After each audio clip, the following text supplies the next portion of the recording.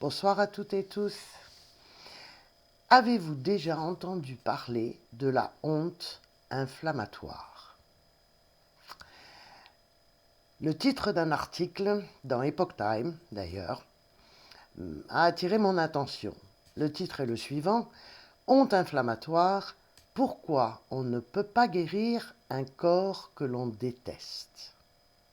Reconnaissez que ce titre est attirant et met en évidence que, avant toute guérison, la honte doit disparaître.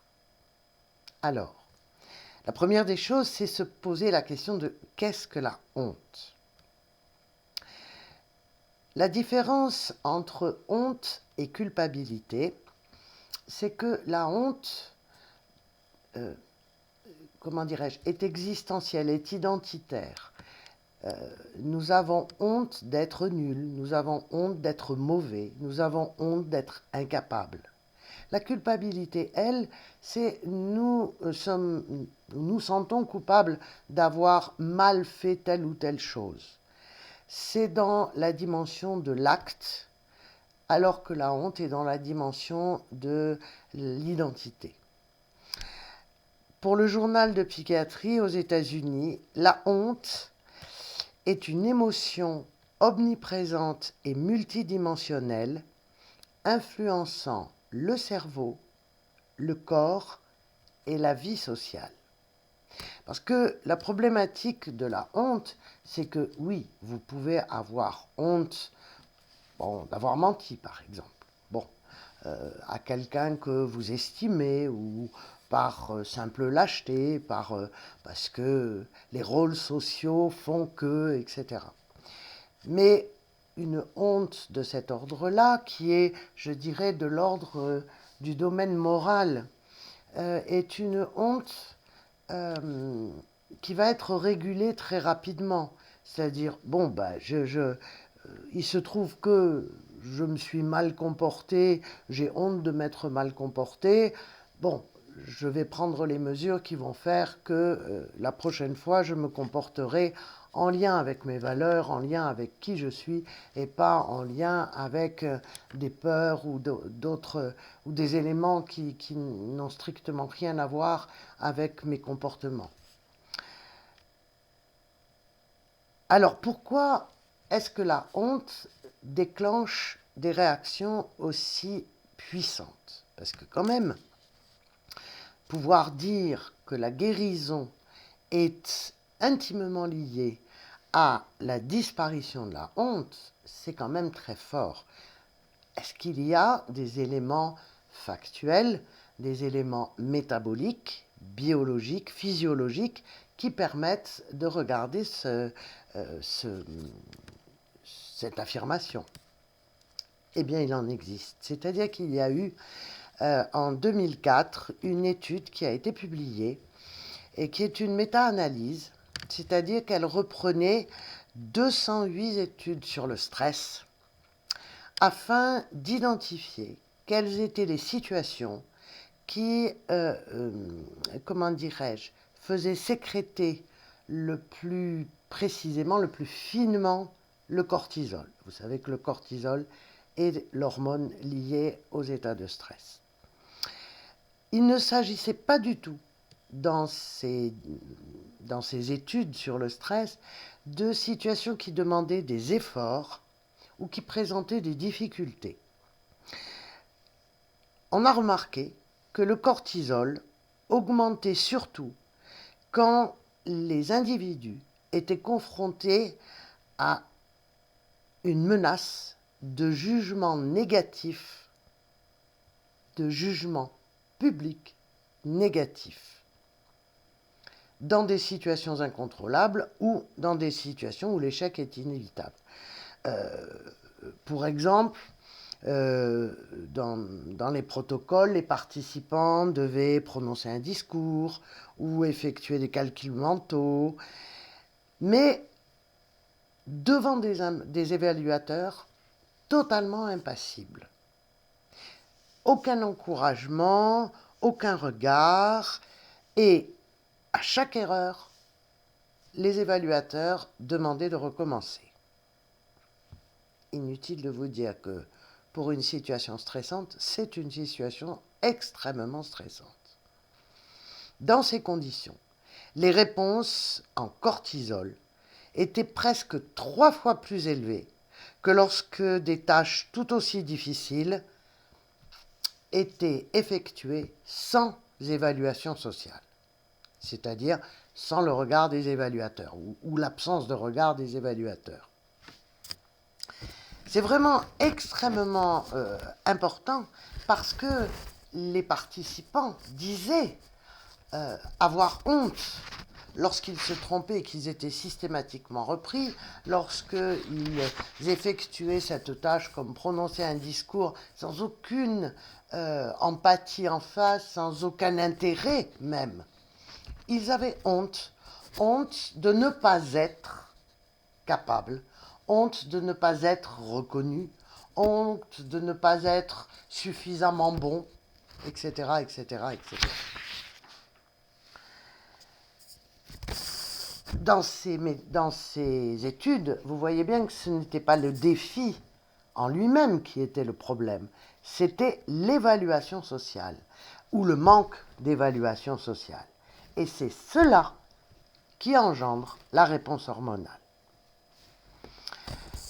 Il y a comme ça un certain nombre d'études qui, à chaque fois, montrent à quel point les réponses physiologiques sont directement liées à la honte, et la honte alimentée par l'autoculpabilisation.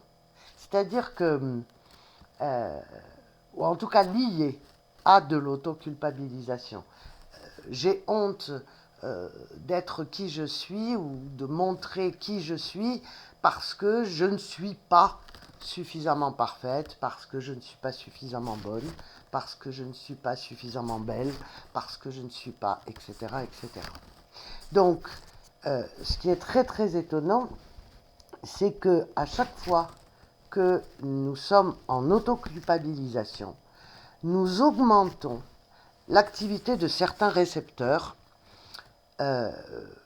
qui sont des protéines inflammatoires associées aux maladies auto-immunes et aux pathologies chroniques.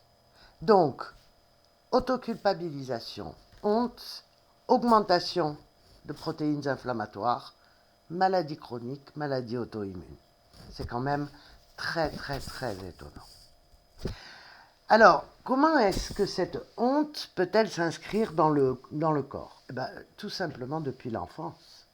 C'est-à-dire que plus vous avez été méconnu, ou mal connu, ou maltraité, ou abusé durant votre enfance, plus vous avez intégré que vous êtes mauvais. Tout simplement. Et la honte part de ce « je suis mauvais ». Je ne suis pas suffisamment bonne, suffisamment parfaite, suffisamment gentille, suffisamment... Et vous savez bien que dans la dimension d'un enfant, c'est toujours l'enfant qui se sent honteux. Ce n'est pas, même si ses parents le maltraitent, si les parents le maltraitent, c'est qu'il est mauvais. Il n'y a pas d'autre alternative chez un enfant. Donc, plus vous avez, eu ce genre de problématique durant votre enfance, et plus, bien entendu, vous avez, à l'âge adulte, ce sentiment de honte qui s'active très facilement, et s'activant très facilement, active le processus inflammatoire et active maladie auto-immune et maladie chronique. C'est comme si votre corps avait appris dès la plus tendre enfance que vous n'êtes pas bon, que vous êtes mauvais, et que donc vous êtes en état d'alerte permanente. C'est le stress chronique. On est en état d'alerte permanent. Et étant en état d'alerte permanent, on alimente, bien entendu, comme dans un cercle vicieux, la dimension du je suis mauvais, donc je fais les mauvais choix, donc évidemment je suis mauvais puisque j'ai fait les mauvais choix, etc., etc., etc. Et ce qui est très très intéressant aussi, c'est que lorsqu'on a cette honte, cette dimension de honte extrêmement présente, c'est que même les, comment dirais-je, toutes les façons de chercher du bien-être, toutes les façons de bien faire les choses vont être piégeantes elles aussi. C'est-à-dire que vous êtes mauvais, vous décidez que, non, vous allez tout faire bien.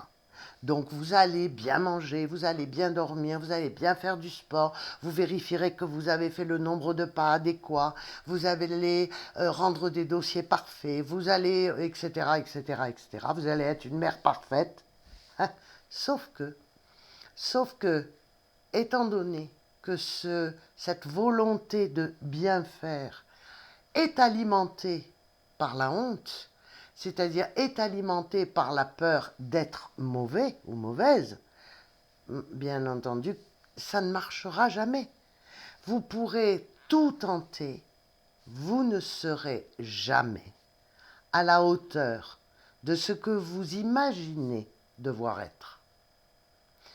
Donc, avoir honte de qui l'on est entraîne que quoi que l'on fasse, sauf Dieu soit loué, il existe quand même des réponses à cela, mais vouloir lutter contre cette honte, vouloir tout bien faire, c'est-à-dire rester finalement les yeux fixés sur le je suis mauvais et je vais m'améliorer, ça ne marche pas. Ça ne peut pas marcher. Ce qui va marcher, c'est l'autocompassion. C'est, ouais, pendant toute mon enfance, j'ai pensé que j'étais mauvaise ou que j'étais mauvais, puisque je n'étais pas à la hauteur de ce que voulaient mes parents, puisque je n'étais pas assez parfait, puisque je n'étais pas assez bon, puisque je n'étais pas assez sage. Et donc, je reconnais ça. Je reconnais cette émotion lorsqu'elle arrive. Et je me prends dans les bras. Et je me rassure. Et je me donne à moi-même une rasade de douceur, une rasade de compassion. C'est un peu se tourner, comme on peut le faire en Gestalt, se tourner vers l'enfant et le regarder et le prendre dans les bras et lui dire « Je comprends que tu aies eu honte, je comprends tout ce que tu as vécu. Et maintenant, tu n'as plus à avoir honte. Et maintenant, tu as le droit de te tromper. Et maintenant, personne, et sûrement pas moi, n'allons te juger. Nous n'attendons rien de toi, juste que tu vives le plus heureux ou la plus heureuse possible. » Voilà ce que c'est que la seule façon de soigner peu à peu cette honte est de faire en sorte que notre corps n'inscrive plus et peu à peu se débarrasse de cette honte inflammatoire. Et vraiment, la phrase que prononce Will Cole à la fin de l'article est vraiment, vraiment importante. Pourquoi on ne peut pas guérir un corps que l'on déteste? Si vous détestez vos comportements, si vous détestez le fait que vous soyez trop gros, trop mince, trop vieux, trop ceci ou trop cela, si vous détestez le fait que vous n'arrivez pas à faire tout ce que vous voulez, si vous détestez le fait que vous n'avez pas réussi à sauver papa ou maman, si vous détestez le fait que vos enfants vous reprochent des choses, si vous vous détestez, vous ne pouvez pas guérir l'inflammation qui est à la base des maladies chroniques et des maladies auto-immunes. Voilà, il me semble que cette notion de honte est particulièrement importante, et en tout cas moi, elle m'a touchée, parce que, comme tout le monde, ben, j'ai des zones de honte, et que je pense qu'à l'heure actuelle, nous avons été tellement traumatisés ces quelques dernières années, euh, dire à des gens qu'ils ne sont pas essentiels, suspendre des gens parce qu'ils refusent un vaccin, euh, mentir en permanence, manipuler en permanence. Bien sûr que nous ressentons tous la honte de ne pas avoir été à la hauteur, ou de ne pas avoir fait ce qu'il aurait fallu faire, ou de ne pas avoir été aidé, ne pas avoir été soutenu. Maintenant, nous avons la loi sur l'euthanasie qui est en train d'être discutée. La honte des personnes âgées, de ne plus être capables, de se sentir inutile, d'être abandonné. Parce que lorsqu'on est abandonné, c'est que l'on est mauvais. Alors, regardez bien, au cœur de vous-même d'abord, les zones de honte, et ensuite, ouvrez les bras, prenez votre enfant dans les bras et prenez l'enfant de tous les gens qui sont en face de vous et qui vivent ce type de honte inflammatoire, parce que on ne peut pas guérir un corps que l'on déteste. À bientôt, bonne soirée.